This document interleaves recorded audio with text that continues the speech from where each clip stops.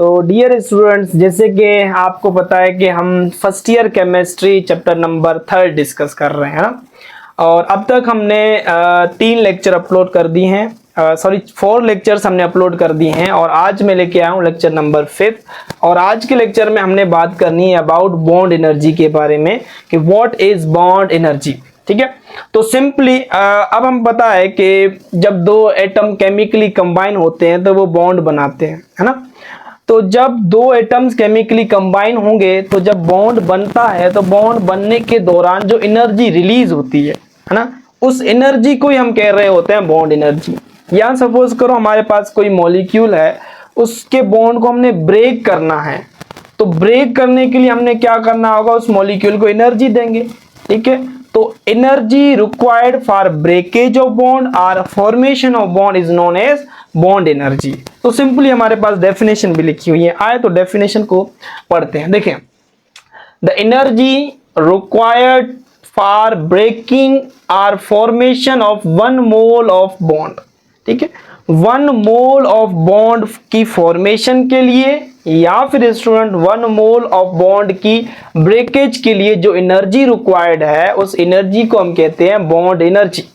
क्योंकि bond energy का unit हमारे पास किलो जूल पर मोल है। ठीक है, तो बॉन्ड एनर्जी वो किलो जूल एनर्जी जो 1 मोल बॉन्ड्स को ब्रेक करने के लिए हमें चाहिए। 1 मोल का मतलब Avogadro's number of atom 6.02 10⁻23 bonds अगर ब्रेक हो रहे हैं जितनी एनर्जी से, उस एनर्जी का नाम होगा बॉन्ड एनर्जी। जैसे और दूसरा, बॉन्ड एनर्जी को हम एक्सपेरिमेंटली डिटरमाइन करते हैं। ओके, जैसे हमारे पास ऑक्सीजन मॉलिक्यूल है, ऑक्सीजन गैस है, O2 की फॉर्म में एग्जिस्ट करती है।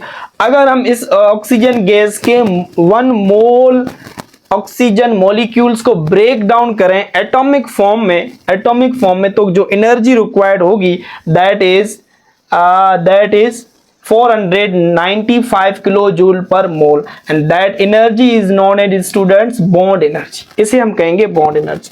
सिमिलरली, अगर हमारे पास 1 मोल ऑक्सीजन एटम्स कंबाइन हो रहे हैं, ठीक है, और वो ऑक्सीजन एटम कंबाइन होके O2 ऑक्सीजन गैस बना रहे हैं, तो वो एनर्जी रिलीज करेंगे।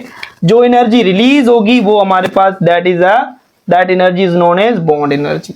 ओके, अब देखें स्टूडेंट्स, यहां पर बॉन्ड की ब्रेकेज हो रही है, बॉन्ड ब्रेकेज हो रही है तो हमें हीट एनर्जी देनी पड़ रही है। ठीक है, तो bond breakage is endothermic process कहलाता है।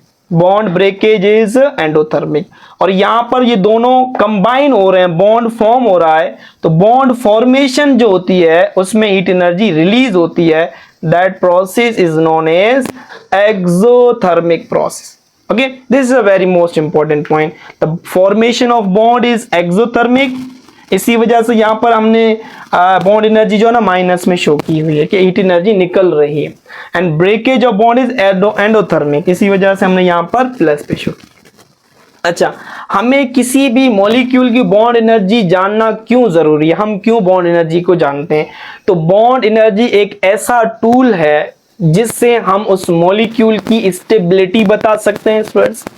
बॉन्ड एनर्जी से हम उस मॉलिक्यूल की रिएक्टिविटी बता सकते हैं। तो simply bond energy is directly proportional to bond strength.